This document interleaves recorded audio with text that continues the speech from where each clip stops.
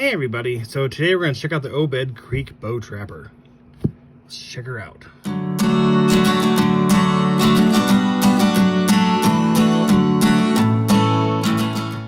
Alright, so before we check out the knife, I just wanted to say thank you again. I showed this off yesterday. This was a gift from Elon. Thank you so much. This is freaking awesome. I was pretty blown away when you said you were going to send that to me. So thank you so much. But let's get to it. Let's check out the box first. On the, I guess this is the top. You have just the RoseCraft logo. On the opposite side, same thing, but you have the barcode along with the model and model number. So it's RoseCraft blade, Obed Creek Bow Trapper, RCT015, and RoseCraftBlades.com. I'll leave a link down below to them. Nice ribbon on the back side. Also the same thing. There you go. RoseCraft blades, Obed Creek Bow Trapper. A little ribbon to pull out. It comes wrapped in wax paper, which I do like that they're doing that. Nice foam packaging. And you're very secure in there. Let's see if we can get in there. With the wax paper, it's probably not going to fall out at all, but it feels fairly secure in there. Anyways, put that aside, check out the knife. Alright, so the scales or covers are made out of what they're calling a blue-green micarta. It's a really pretty green. It almost reminds me of like a blue olive green kind of color. So maybe they add a little bit of blue to that. Really nice smooth covers. Nickel silver pins are nice and flush with the covers. Same thing with the shield. It's a steel shield featuring the Andy Armstrong skull from his logo, which I'll show here in a minute. We got the flute bolsters. No stepping at all. Like, I don't feel any stepping up or down, not even around here. No gapping. I don't see any light coming through. I checked both sides when it was open and closed. So fantastic fit and finish on this one.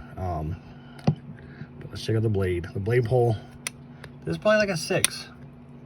I did put some oil on there. I didn't see anything coming out of it, really. That's kind of a clanky kind of a snap to it, but still. No blade rubber, nothing like that. No blade wrap. And look at that grind line. Really nice.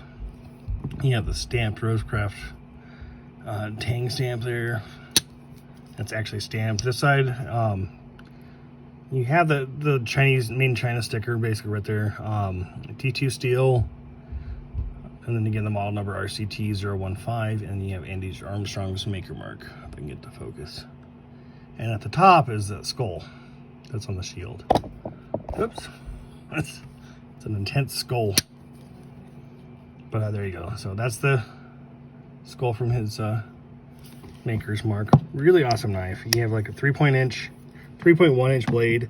So it's not UK legal if you're measuring from the end of the tang. It's almost like 3 1/8. If you're measuring from the tang. If you're measuring from the cutting edge, it's just a little bit under 3 inches. So I guess if you really want it and you want to be legal, you can maybe file off the top or something, but just depends on who stops you.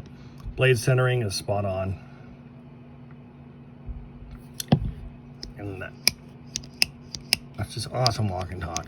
I can close it one-handed, but barely. Hold on. There. Still feels safe.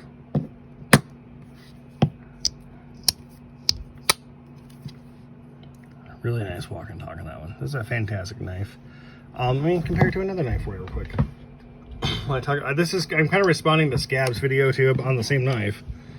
He's asking about what we thought about traditional blades, why we use them, and what we like about them.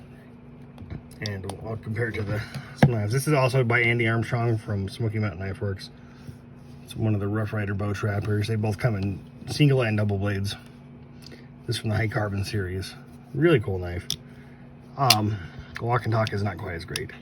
But what do I like about traditionals? Well, I guess for 100% it's nostalgic for me. Here's a Sawbuster Jr. to compare it with. My first knife was a a slip joint. And my second knife was a slip joint. And then my third knife was a slip joint. And it actually was a Swiss Army knife. So we're gonna put this out there just to compare. This totally would pair well, along with like, I think I found some knives that pair well together. But these two look fantastic together. But it was my, well, then I got a fixed blade too. So I got 3 slip joints and a fixed blade. Those are my first 4 knives. And then I finally bought, you know, a modern folder knife. And at the time I was really happy with it. I thought it was really cool, but kind of a cheap Smith & Wesson knife. But I don't know, there's something special about these. Something, obviously, like I said, nostalgic. But I guess romantic is a good word to use. Something, you know, like traditional. They're called traditionals. Compared to the Kui River kayak. A little bit longer for sure. This is awesome. This is my favorite knife still. If this had the skull shield and maybe like a, you know, a similar blade shape to that, that'd be in black micarta or something. I don't know. It'd be perfect. But there's just something special about traditional knives and, you know, slip joints. And when you find one, say, like, I found some older ones that were fantastic condition, or some that were like, they're pretty rough. They tell a story, and like, it's up to you to decide what the story is, which is kind of cool because you don't know what really the knife went through. And then at the same time, slip joints teach you kind of a respect for knives. You will get cut if you're not paying attention.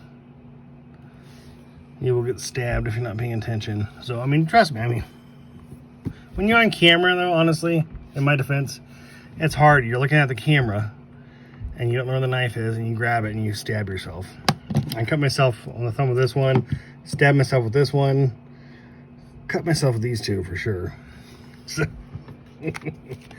but, no, there's just something special about them. And I don't only exclusively carry slip joints. I carry modern knives.